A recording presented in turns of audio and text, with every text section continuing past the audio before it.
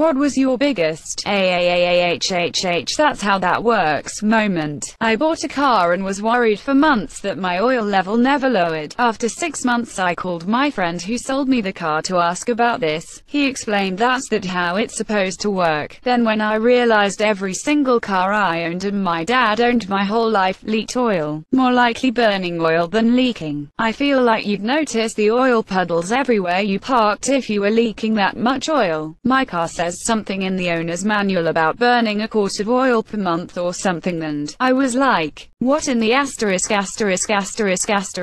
4 strokes don't burn oil, right? I asked my brother who knows all about cars and he said yeah, you might have to top it up now and again, but usually oil changes are enough. They aren't supposed to leak or burn that much. How differential steering works via watching a video from the 1930s on YouTube. I know exactly the video you're talking about. There are also another one that explains how a manual transmission works. I believe both are by G. Messier. They're fantastic. For a while, my Christmas lights would randomly turn off. I couldn't figure out what it was. Was it the wireless switch? Was it some fault in the electricity? It would seemingly be random, and I couldn't figure out what it was. Then one day I was coming home from work and my neighbors got home at the same time. As they were locking their car doors, my lights turned off. I realized, that's how that works. Edit. It turns out that my car keys also turn off my Christmas lights when I hit the lock button. So maybe it was me all along. Their key fob must be on the same frequency as my wireless switch, and locking the car turned off my lights. Does your Christmas light control lock their car? Car fobs have security features, so at the very least it needs a certain code to unlock. The lights probably just respond to anything on that frequency. I have an air fryer. It's a pretty handy kitchen tool. The food goes in a basket which is attached to what's basically a metal bowl, so the grease and crumbs and whatever fall out of the basket and into the bowl. My only real complaint was it was hard to get the food out without a mess. You try and dump the basket onto a plate and the oil in the bowl still kind of runs out in a puddle. You can keep it away from the food if you're paying attention and like wipe it up, but it's an annoyance. Then one day I mentioned it to my wife while making some fries. She just looked at me and said, why don't you take them apart? And took the handle and pressed the button to separate the basket and bowl, dumped the fries out mess-free, and reconnect it back to the bowl. Now you might be thinking I'm an idiot for not knowing about that button.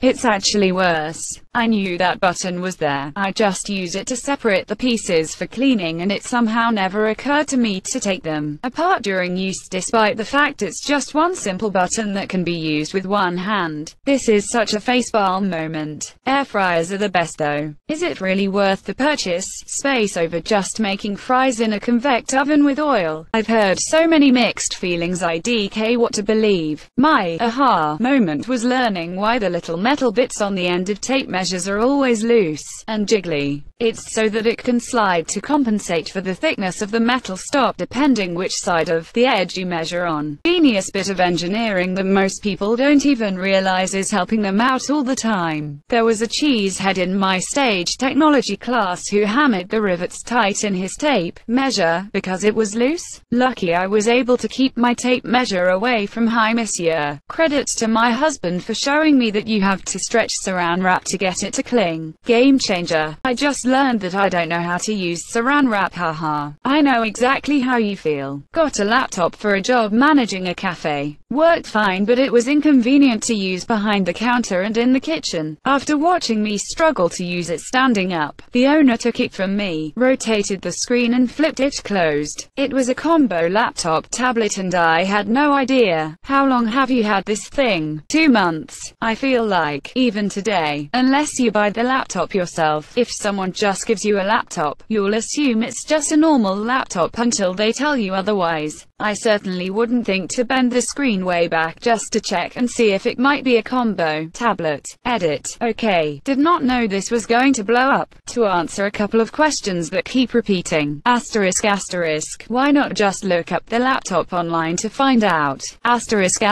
Because I'm not looking. In much the same way I don't look up the specs of the office copier. I just use it. If my boss hands me a laptop to use for work, I just use it until it doesn't work, at which which point I then start looking ****** up, or go speak to the IT guy, office manager, boss. My job, like in many basic office environments, involves doing my job. It doesn't involve doing any particular research on the PC I'm using to do said job unless my job requires that. Obviously in a non-work environment with my own PC, things would be different and I'd research the ****** out of it. Asterisk, this is not the case here. Asterisk. Just look at the hinge. Asterisk got a lot of those comments. This suggests that I'm looking. As above, I'm not. But even if I was looking at the hinge only works if I know what I'm looking for. Having never personally used a combo machine, I'm not sure how useful that would be. For me, the easiest way to check if a laptop is a 2-in-1 is to look for the power button. If the power buttons are on the side, it's a 2-inches one. When I realize the switch thing on the bottom of the rear view mirror switches it to a darkened reflection. I know someone who was told by his driving instructor that you flick that when someone with bright lights gets up behind you. He worked that over in his head until it became a belief that the switch is there specifically to give tailgaters a hard time. So if someone tailgates you and their lights are too bright, then you flick the switch and it shines them right back in their eyes with such intensity that it punishes them for their behavior. Like the car manufacturer decided to weaponize the rear view mirror. When my brother and I were really little, we had an old family friend who would pick us up by the ears. He would grab each ear but then would also have us grab onto his forearms. It took me until I was much older to realize that he wasn't actually picking us up by our ears, but instead used his forearms to lift us up. Still a great trick to use with little kids. My brother did this to my son. Nobody explained it to Hi Monsieur. My son tried picking up a pre-K classmate by his ears. It did not go well. I just realized, this past spring at a party, that I've been using corkscrews on wine bottles all wrong. Turns out it is not correct form to it in by turning the bottle, then depressing the handles. I was publicly mocked. I deserved it. Bartender here. I didn't realize I was using a wine key, waiter's friend wrong until I saw someone else doing it. I would just the corkscrew in, then just yank the cork out by pulling on the horizontally positioned handle. When I saw someone use the lever action properly, I was like, huh? That's why it was so difficult. Just 2 days ago, I learned that the wax in candles is used as a fuel and not as a melting thing to slow down the burning of the wick. Should I mention that I have a chemistry degree? Wait, how does it act as a fuel? As the wick burns, the flame heats the wax to its melting point. The liquid wax is then drawn up the wick by a form of and then it continues to feed the flame. Edit yes. Username checks out. Now, can we stop with a half-dozen comments to that effect? My inbox is blowing up from 2 different comments at the same time. I'd appreciate a few less notifications. Edit 2 I hate you all. Edit 3 thanks for the silver. Kind stranger. Just kidding. I hate you too. Never knew why some yellow lights seem to change so fast and others felt like they took forever. I thought it was just a flat amount of time for everywhere. Then Reddit told me that yellow light stayed yellow for the speed limit divided by 10 in seconds. So 25 miles per hour speed limit means the light will stay yellow for 5 seconds, and 45 miles per hour means it will stay yellow for 5 seconds. It all makes sense now. Let me blow your mind some more. The lines between lanes on a multi-lane road go from dash to solid a short distance before each intersection with lights. Asterisk the distance changes with speed limit too. Asterisk if you're at the speed limit and you're not at the solid lines yet when the light turns yellow, you have enough distance to brake safely to a stop without entering the intersection. If you're already inside the solid lines, you should continue through the yellow light. It shouldn't turn red unless the street painters were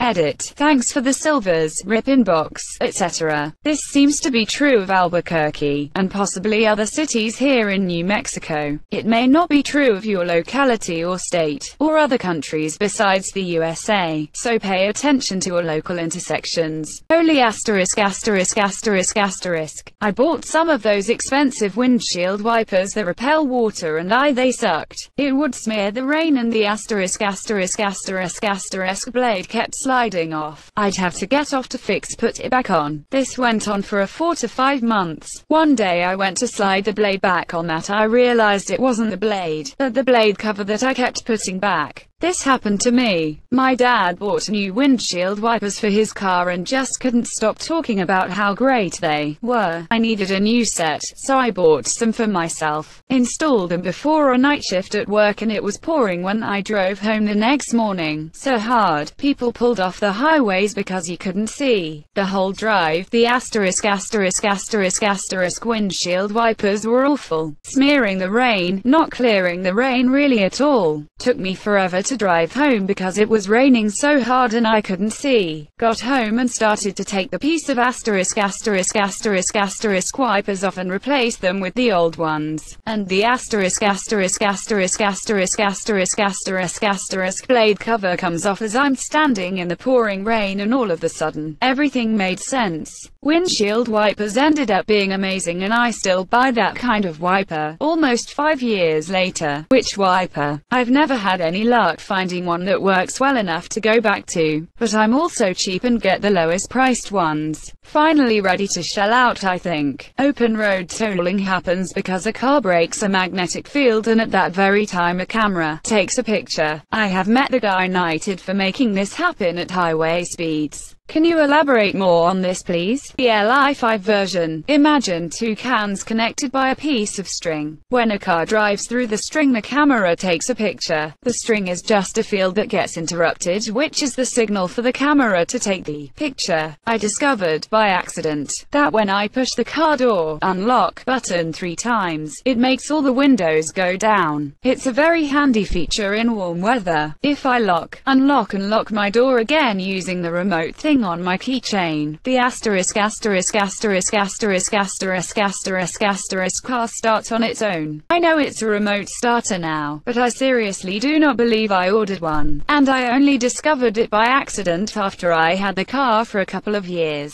I literally was asterisk asterisk asterisk asterisk asterisk asterisk asterisk around with the buttons trying to find the button to open the trunk when the asterisk asterisk asterisk asterisk was in my pocket and suddenly it started. It was like discovering a new magic spell.